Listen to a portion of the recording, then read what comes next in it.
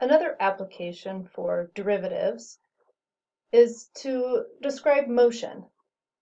For example, if we let s of t be a function that gives you the position of some object over time t, then the velocity of that object is given by the derivative of s, or something we're going to call v of t. So we can create a velocity function just by using the derivative of the position function. We can also talk about the speed of that object simply by looking at the absolute value of velocity.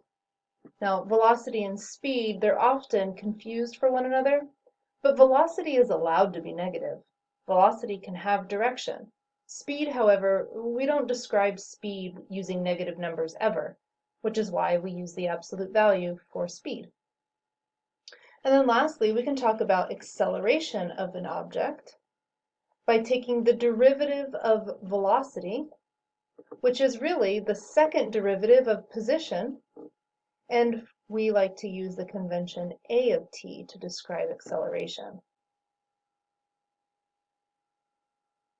Let's go through an example where we compare the instantaneous velocity, the derivative, and the average velocity, so that we can appreciate that they're not the same thing all the time. Let's talk about a scenario where a ball is dropped from 64 feet above the ground. Here's a live action video of me dropping the ball off of a 64-foot building.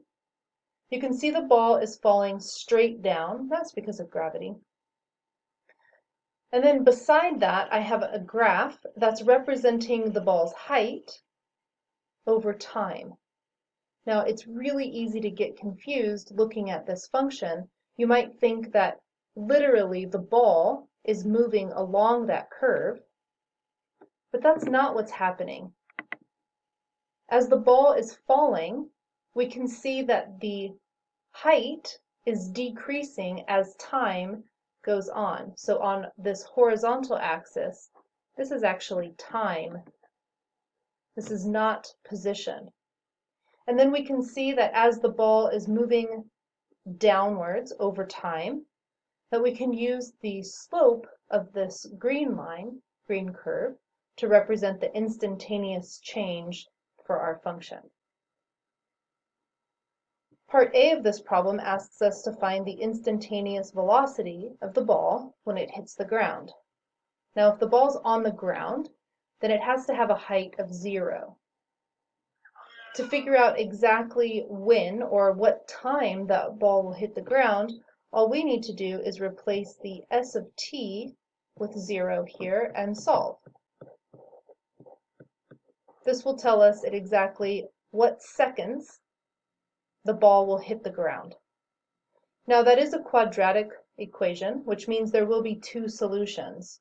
And if you solve that, you'll find the two solutions to be positive 2 or negative 2.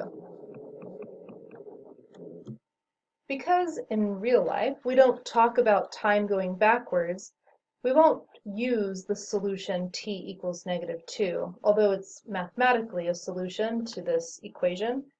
Physically, it doesn't make sense. So we will use the t equals positive 2 to be the time that the ball hits the ground. And if we look at our graph, we can see that the t value on this horizontal axis is at 2 when the ball hits the ground, meaning the ball is at 0 height.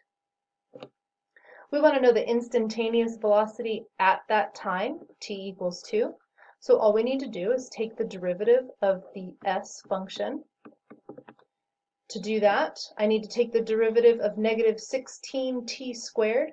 So using the constant multiple rule as well as the power rule, I get negative 16 times 2t.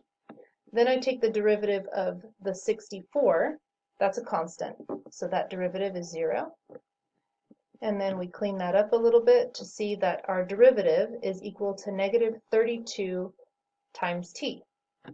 So then the derivative evaluated at 2 seconds would look like negative 32 times 2, or negative 64. And in context, that's saying negative 64 feet per second. That's how fast the ball is falling at the exact moment when it hits the ground. Now we could compare that to the average velocity, which is what the second part of this problem has us do. To calculate average velocity, we're essentially creating a secant line between the initial point and the terminal point, and we're calculating the slope of that line. That means we need to do the change in y values over the change in, I guess we should say the change in s values, since our function is called s, and the change in t, since our independent variable is time. The change in s, well, the ball ended at t equals 2 seconds, s equals 0, we're on the ground. The ball started at t equals 0 seconds, height 64 feet. So our change in s would be 0 minus 64, divided by the change in t would be 2 minus 0. We get negative 64 over 2, or negative 32 feet per second. Now we've calculated two rates of change. We have the instantaneous velocity, and we also have the average velocity.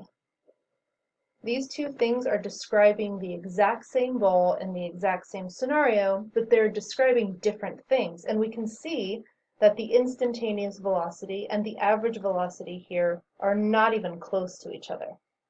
And if we look at the curve of our graph for s of t, we can see that at first the ball is dropping its height pretty slowly.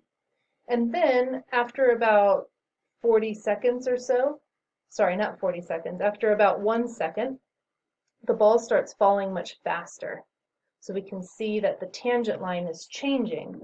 And if we actually watch our video up here again, we can see that the tangent line goes from horizontal to very steep by the time the ball hits the ground.